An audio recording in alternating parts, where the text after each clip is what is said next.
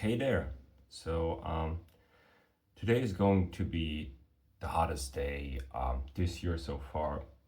But down here in the basement's nice and cool. And I have a day off, and it's probably a good day to start a little side project, and would call this a medium-sized procedure. We're gonna attempt to shave down the neck on my Epiphone Les Paul Custom to a 1960 slim taper profile.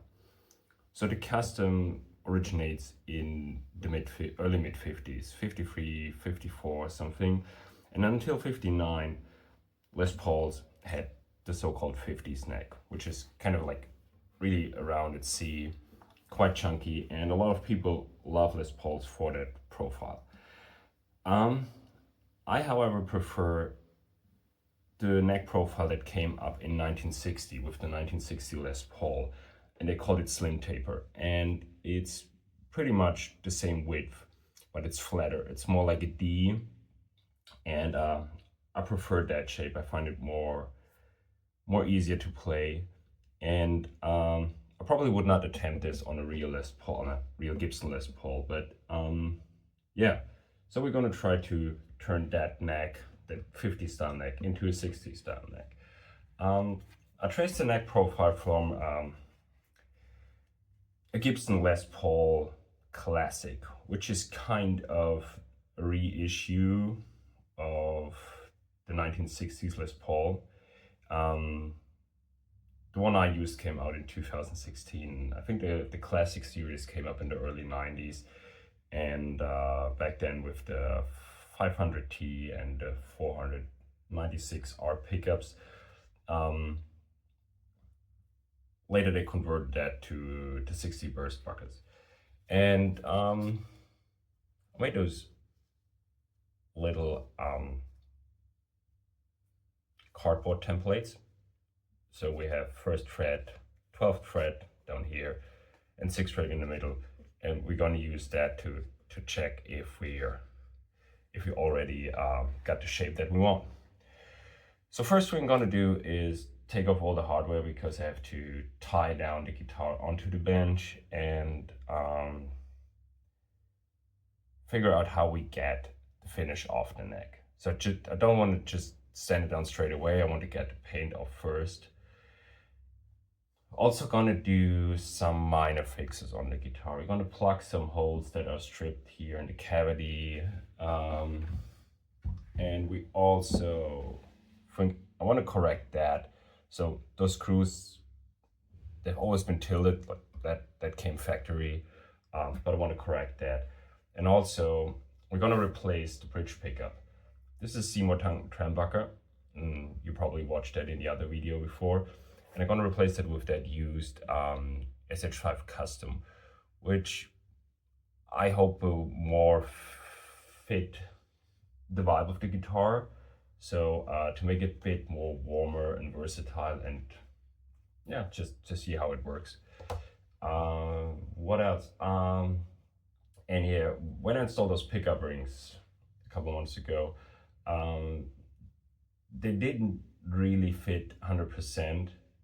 So we're going to shave those down as well to accommodate the curve of the top. Those pickup rings were curved before, but they made for a standard top, and the custom top is a bit flat in the middle, like a plateau. And so yeah, I mean, that's pure cosmetics, but since we're at it, we're gonna make them nice and flush with the surface of the top. Okay, so first thing, we're gonna take off all the hardware, take the strings off, and see where it takes us. So I've taped off the areas that I want to protect. That's basically everything outside the nut, the heel, and those parts of the body. And now we're gonna see how we can get the finish off. So As far as I know, Epiphone guitars do not have a nitro finish. So first, we're just gonna try some thinner and see if that does then anything.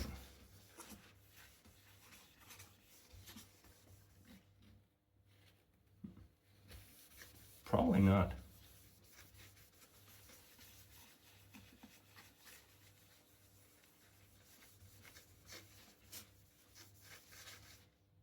I mean, yeah, I could theoretically sand through the paint because it has to go anyway, but it would be nice to get it off first.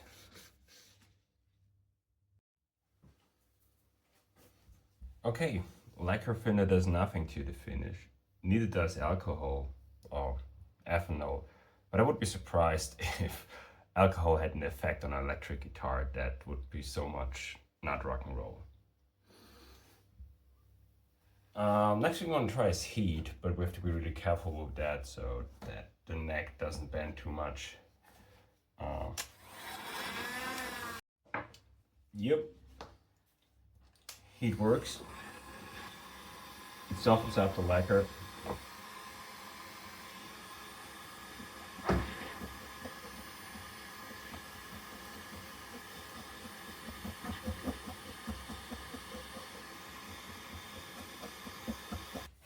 So this is what we got so far. Got pretty much the majority of the paint off. And the lacquer was really thick. I think it's a polyurethane. And of course also the yellow lacquer on the binding comes off with the paint. We gotta restore that later anyway. So I'm gonna do a bit more scraping.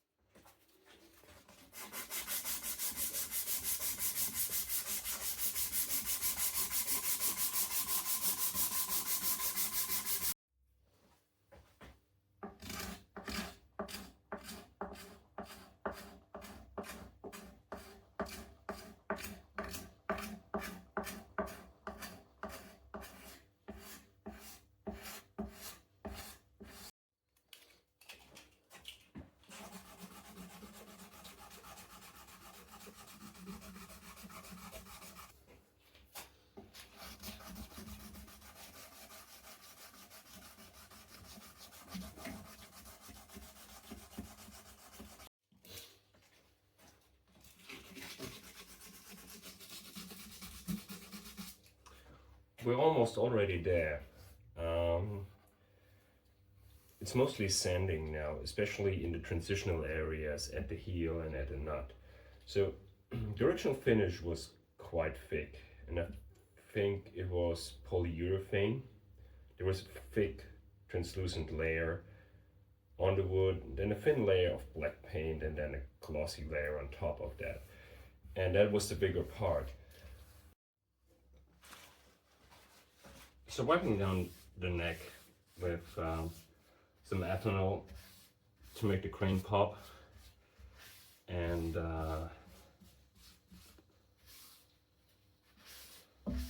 I'm gonna work my way up to a finer grit to get rid of all the splinters.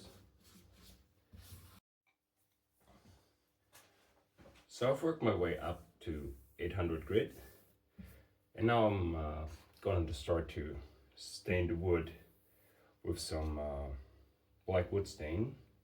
That will make the grain pop again, and then I'm probably gonna work up to 1000 grit or 1200.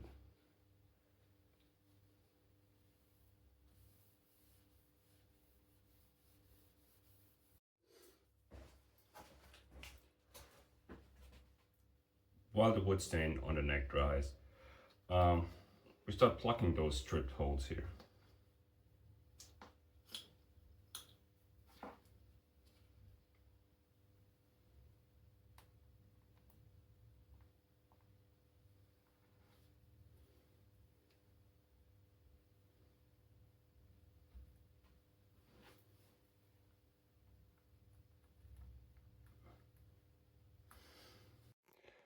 So apply 2 coats of wood stain, and I also cover the transitional areas with a black marker.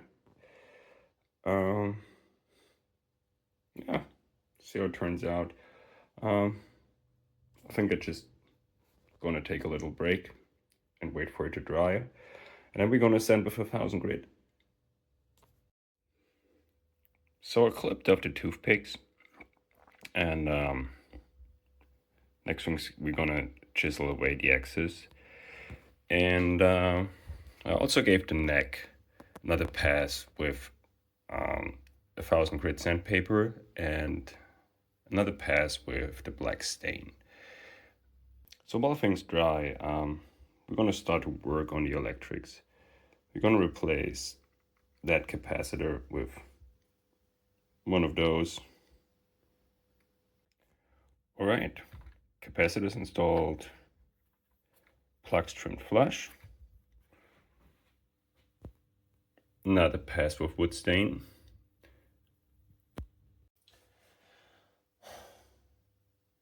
All right, we're back in the shop. It's the next day, and it's about it's exactly 3:15 in the afternoon, and it's unbearably hot outside. It's nice and cool down here, so it's nice to work here. But this morning at 10 o'clock, it was already 31 degrees. Yeah.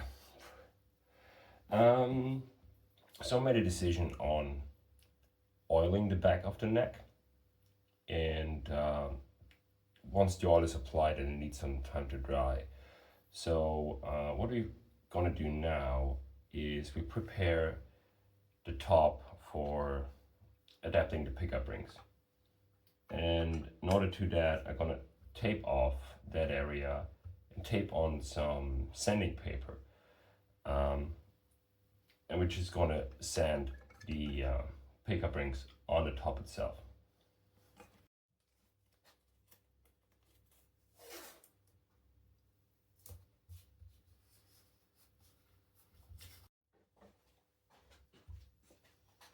Okay, here we get our 280 grit sandpaper. We just want to pick up back and forth until we get the shape that we want. All right, that one should fit.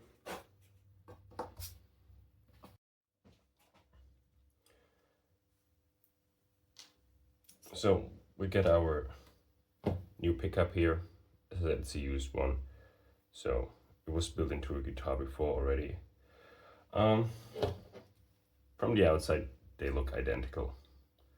The black bobbins with the Seymour Duncan logo, but this one's supposed to be a bit more balanced, has a bit more variety, a bit warmer.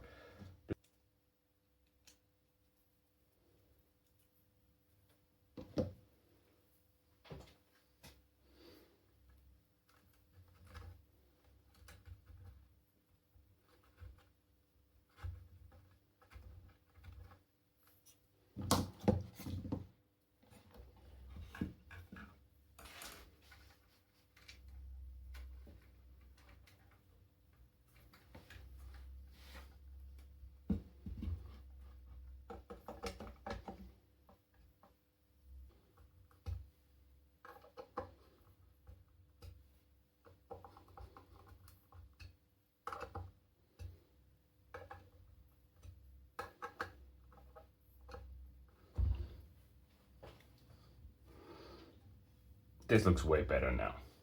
I like that.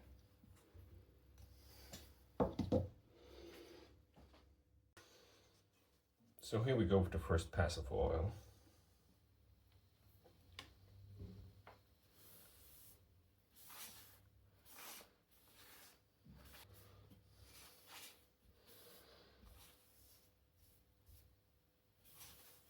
So once the oil is dry, it will harden and then we can polish it. Probably have to give it another pass with 1500 grit or something. So while we wait for the oil to dry, we already start with the soldering work. on the pickup. So red and white, they need to go together, and that was already made by the previous owner. And black, for some reason, is the output signal, and the bare wire and the green, they have to go together as well, and they go to ground. I have all the electronics installed and tried to clean up the cavity as good as I could, but it always looks messy. I also rubbed off the excess on the neck, probably give it a second pass, and then we have to let it dry overnight, I guess. And the oil kind of turns into a semi-hard finish. And also we have to take care of the binding. So my idea is to scrape that clean and kind of recolor it with a touch-up marker or something, and then just give that a clear coat. Next thing we're gonna have to do is taking care of the binding. It took some damage during the neck reshaping, and so I'm gonna clean that off with the scraper and a razor blade. And then as we go, we have to figure out if we scrape it down all the way to the plastic or if we can fill that. I'm going to figure it out while I'm doing it.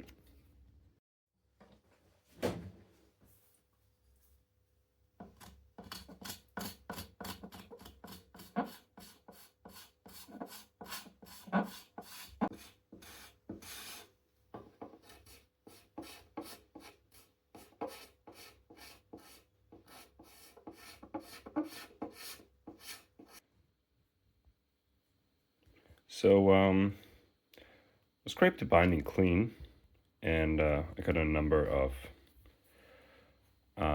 alcohol-based markers, different.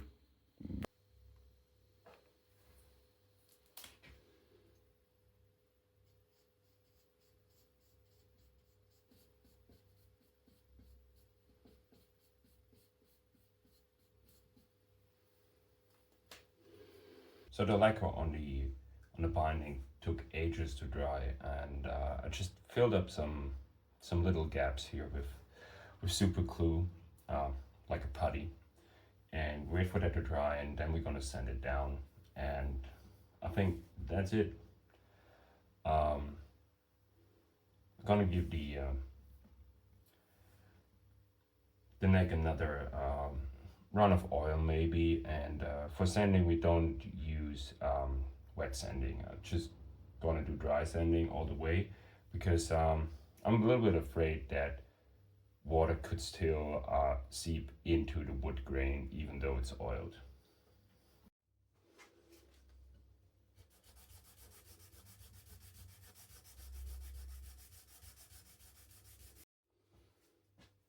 We give the fretboard a little bit of an oil treatment as long as the strings are off.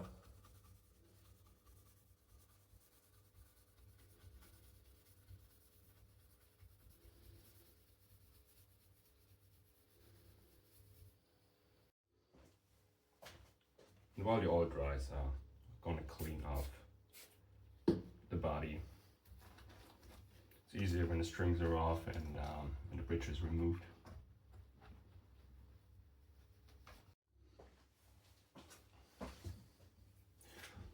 It's all strung up again, it's all assembled, and I already did an initial sound check if all the electronics work right. They do, and I will do a setup and dial in the pickups off camera, and then I think we can do a sound demo with a proper amp. So we're going to attempt to do the sound demo on the guitar. The setup is really simple. Play the guitar through a wireless system into that Mesa Boogie studio caliber 22 watts all tube amp, 2-channel. We got a clean and a gain channel, and just gonna try them both. And I'm only gonna use the bridge pickup and a combination with the neck. because it's still the 490R in the neck, so nothing's changed on that. So let's kick off with some clean tones.